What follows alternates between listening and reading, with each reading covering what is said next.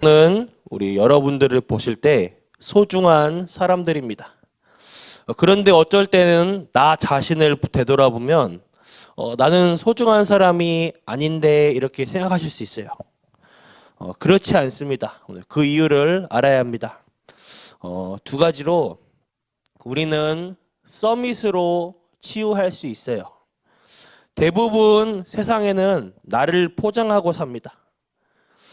나를 포장하고 살아가다가 기성세대가 되면 혼란 속에 살아가게 돼요. 그러면서 영적 문제 속에서 영적인 병이 오는데 이것을 우리가 알고 치유해 주는 것입니다. 세상에는 훌륭한 사람들 많아요. 그런데 그분들은 복음이 없습니다. 그래서 사는 동안 늘 고생하고 지옥처럼 사는 것입니다. 이 땅을 떠난 뒤에 지옥이 아니라 삶이 지옥인 거예요. 학벌도 뛰어나고 돈도 많고 명예도 있고 하지만 복음이 없기 때문에 다 소용없습니다. 오히려 그게 삶에서 걸림돌이 돼요. 그게 족쇄가 되는 거죠. 그래서 여러분들은 가장 귀한 것을 할 수 있습니다. 무엇을 하냐? 영적으로 내가 최고가는 서밋이 될 수 있기 때문에 이것보다 더 큰 축복은 없습니다. 서밋으로 치유를 하고 또 치유의 서밋이 되는 것입니다. 서밋 치유를 알면 치유를 할 수 있어요. 그때 하나님이 여러분들을 증인으로, 심부름꾼으로, 종으로, 그리스도의 대사로 세우십니다. 왜 그런가? 서밋, 영적 서밋이 되어지면 먼저는 남 이전에 나를 살릴 수 있습니다. 치유의 응답을 남에게 주기 전에 내가 먼저 치유가 되는 거예요. 그리고 다른 사람을 치유할 수가 있습니다. 이거면 전부예요.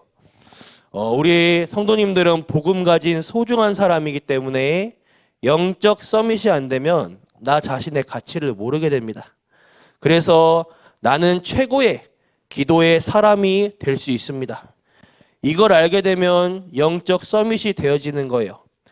영적 서밋이 되어지면 많은 사람을 치유할 수 있습니다.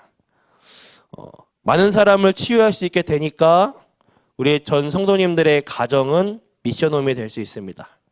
미션을 이루는 가정이에요. 자, 오늘 본문 말씀에도 그렇죠. 19절에 아굴라와 브리스가와 그 집에 있는 교회가 그러면 우리 어떤 치유를 해야 되느냐? 첫 번째로는 복음으로만, 이 복음으로 치유하는 것입니다. 세상은 다 함정에서 빠져 있어요. 하단의 함정. 창세기 3장의 나중심, 6장의 육신중심, 모든 기준이 11장의 세상 성공 중심. 이게 삶의 목표고 삶의 여정이고 이것을 위해 살아가는 거예요. 여기에 다 빠져 있어요. 종교, 문화 다 빠져 있어요.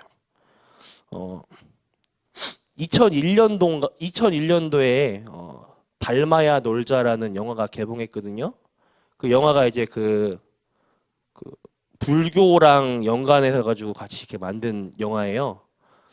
대부분이 이제 그냥 그러려니 하고 넘어갈 수도 있겠지만 저는 이제 지금도 기억에 남는 것이 그 영화 내용을 보면 불교 영화인데 깡패들이 이제 사고를 쳐가지고 큰 문제에 이제 엮여가지고 산 속에 들어가서 절간에 숨었는데 거기 사니까 뭐 이제 청소도 하고 뭐 이제 빨래도 하고 이러겠죠. 뭐 거기 살다가 얘들이 청소를 하다가 큰 불상을 넘어뜨렸어.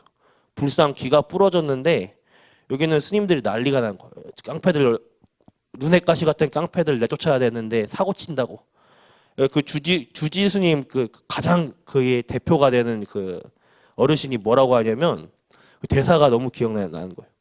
이게 니네들은 여태 저 그 불상이 저게 부처라고 생각했느냐고. 부처는 니네 마음속에 있다. 네 자신이 부처가 되는 거다. 이런 대사가 있어요. 너무 충격적이더라고요. 저는 보면서. 수준이 너무 높은 거예요. 이럴 수가. 그래, 세상은 다 나 중심이야. 네가 부처다. 네가 뭔가 될 수 있다. 네 자신이 하나님이다. 다 이 함정에 빠져 있어요. 나 중심. 그러다 보니 모든 기준이 육신, 성공 중심, 삶의 목적이죠. 그리고 사단의 이것에 건져내는 것이 복음이에요. 다 알게 모르게 틀에 갇혀 있어요. 사도행전 10장, 16, 19장 자세히 읽어보면요. 미신, 점술, 굿, 귀신의 문화에 그대로 그 틀에 갇혀 있어요. 신기한 게 저 후진국의 변방 날아가면 저기 그 민족들 있잖아요. 지금도 풀 같은 거로 이렇게 바지 만들고 이렇게 긴 창으로 막 이렇게 동물 잡아가지고 이렇게 뭐 밖에서 사는 그런 부족민들 이런 밑에 이런 후진국이라 하나 그런 부족민들부터 지금 전 세계를 움직이는 엘리트들까지 몽땅 여기에 묶여 있어요. 미신, 뭐 점술, 굿, 우상 여기에 빠져나오게 하는 것입니다. 그리고 개인의 멸망 상태, 사단의 올무에 그냥 묶여 있죠. 말 그대로 올무에 운명, 사주, 팔자 여기에 매여 있어요. 여기에 해방되게 하는 것입니다. 눈에 안 보이게 꽁꽁 묶여 있어요. 흑암한테. 요한복음 8장 44절에 보면요. 자신의 신분이 예수님이 말씀하십니다. 마귀의 자녀라고. 그런데요. 이 사람들이 이렇게 되어 있는 것도 몰라요. 내 자신이 묶여 있는지도 몰라요. 그래서 어떤 사람들은 자기 고집만 피우고 살다갑니다. 여기에 빠져나오도록 도와주는 게 제일 중요한 치유입니다. 복음 받은 사람에게는 하나님의 말씀을 주시기 때문에 두 번째로는 말씀으로만 치유할 수 있습니다. 하나님의 말씀은 어떤 말씀인가? 창세기 1장 1절에서 2절을 보니 빛을 주는 살리는 말씀입니다. 에스겔서 37장에는 마른 뼈, 곧 죽은 사람이 살아나는 이런 운동이 말씀을 통해 일어나는 것입니다. 하나님의 말씀이 임하는 곳에는요, 보좌의 문이 열리고 주의 천사들을 보내사 말씀이 이루는 일이 벌어지는 것입니다. 그리고 말씀도 그냥 말씀이 아니고 복음의 말씀이에요. 우리가 복음의 말씀을 놓치지 말아야 됩니다. 베드로전서 2장 9절에는요. 우리를 그리스도의 빛을 선전하는 대사라고 말합니다. 대사란요. 곧 전달한 자, 말씀을, 복음을 전달하는 대사입니다.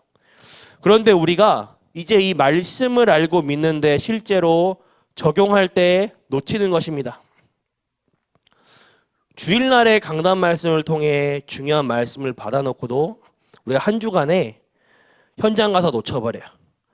또 인간관계에 놓쳐버려요. 또 어떤 사람은 돈 때문에 말씀을 빼앗겨버려요. 또 어떤 사람은 힘든 일 때문에 고된 하루로 인해 놓쳐버려요. 응답은 다 여기서 오거든요. 근데 말씀을 놓치면 안 됩니다. 구원받은 여러분들에게나 구원받은 사람에게 성삼위 하나님께서 함께 하십니다. 세 번째로 성삼위 하나님의 비밀을 누리는 기도로서만 살릴 수 있고 참된 힘을 얻을 수 있습니다. 성삼위 하나님의 역사는 우리에게 진짜로 힘을 주시는 것입니다. 하나님이 눈에 보이지 않게 우리와 나와 함께 하심을 말씀으로 주의 성령으로 주의 천사를 동원해서 어마어마한 영적인 과학, 눈에 보이지 않는 일들이 분명히 일어나게 됩니다. 결론입니다. 계속해서 내 삶 속에 치유의 여정, 서밋의 여정을 지속하시길 바랍니다.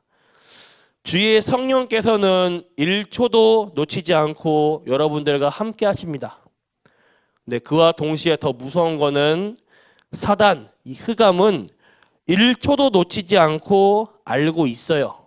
그렇기 때문에 적극적으로 방해를 합니다. 배가 아프죠. 하나님의 평생 하나님의 자기한테 묶여 있다가 하나님의 자녀가 된 게 얼마나 배가 아픕니까? 사단은 우리가 이 축복을 온전하게 누리지 못하게 절대로 방해합니다. 성삼위 하나님께서 여러분들과 전혀 눈에 보이지 않게 역사하십니다. 오늘도 우리 전 성도님들이 힘을 얻으시고 기도하시다가 큰 힘을 얻는 치유되는 날 되기를 바랍니다. 기도하겠습니다. 하나님 감사드립니다. 우리 소중한 분들을 부르신 하나님께 감사드립니다. 우리 성도님들에게 하나님의 말씀이 성취되게 하옵소서. 성삼위 하나님의 비밀이 이루어지게 하여 주옵소서. 오늘 이 새벽에 기도하러 나왔습니다. 기도하는 중에 우리가 모르는 병도 고쳐지게 하옵시고 영적으로 치유되게 하옵소서. 오늘 하루 주의 천사들을 이분들의 현장과 산업의 가정에 파송시켜 주옵소서. 현장에 하나님 나라 누리게 하옵소서. 살아계신 주 예수 그리스도 이름으로 기도드렸습니다. 아멘. 주기도 마치겠습니다. 하늘에 계신 우리 아버지여, 이름이 거룩히 여김을 받으시오며 나라가 임하옵시며 뜻이 하늘에서 이루어진 것 같이 땅에서도 이루어지이다. 오늘날 우리에게 일용할 양식 주옵시고 우리가 우리에게 죄진 자를 사하여 준 것 같이 우리 죄를 사하여 주시옵고 우리를 시험에 들게 하지 마옵시며 다만 악에서 구하옵소서. 대개 나라와 권세와 영광이 아버지께 영원히 있사옵나이다. 아멘.